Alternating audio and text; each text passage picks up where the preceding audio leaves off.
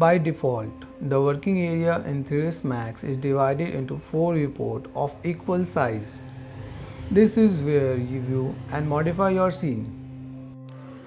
There are 3 orthographic viewports: top, front, and left, which are 2D representation of a 3D scene. There is one 3D viewport by default, the perspective viewport, which mimics human vision, allowing for a sense of depth. To change any viewport type, you can use keyboard shortcuts. Just select the viewport you wish to change, then you can use T for top, F for front, L for left, and P for perspective. There are more viewport types found in the point of view viewport menu. To reorganize your viewport layout, use the Viewport Layout tab. This allows switching quickly among any number of different viewport layouts. You can also change a viewport layout by dragging the viewports intersections to resize the viewports. To get the viewport layout back to default, right-click and choose Reset Layout. To enlarge any single viewport, use the Min, Max toggle or press Alt W.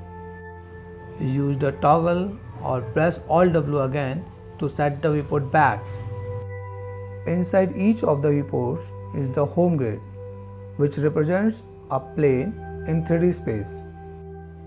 There are 3 planes in X, Y, and Z that intersect each other along a line at right angles to one another, which is the basis of the Cartesian coordinate system. All 3 X, Y, and Z planes intersect at a point called the origin point.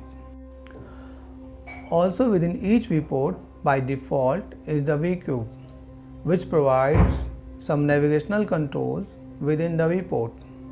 The visual quality of objects within a viewport is defined by the shading viewport menu. By default, the orthographic views are set to wireframe and the perspective viewport is set to standard shading, which shows objects as solid forms. You can toggle between shaded and wireframe by using shortcut F3. To overlay a wireframe onto shaded geometry, press F4, which can be useful when modeling and evaluating geometry. Let's look at navigating inside a viewport. Start by pressing and dragging your middle mouse button within a viewport to pan the view. Hold Alt and middle mouse button and drag in the viewport to orbit your view. Spin the scroll wheel on your mouse to zoom in and out of the viewport. For a slower zoom, hold Ctrl, Alt, middle mouse button and drag. To fit the extents of a scene within a viewport, press the shortcut G. When you select an object, press G to center that object within the viewport. All these shortcuts have tools with more features within the navigation tools on the bottom right of the interface.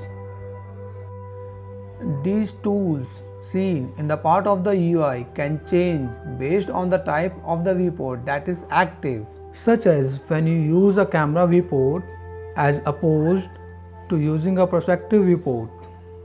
Some of these icons also have a small triangle in the corner that give access to a flyout, giving you more options for that function.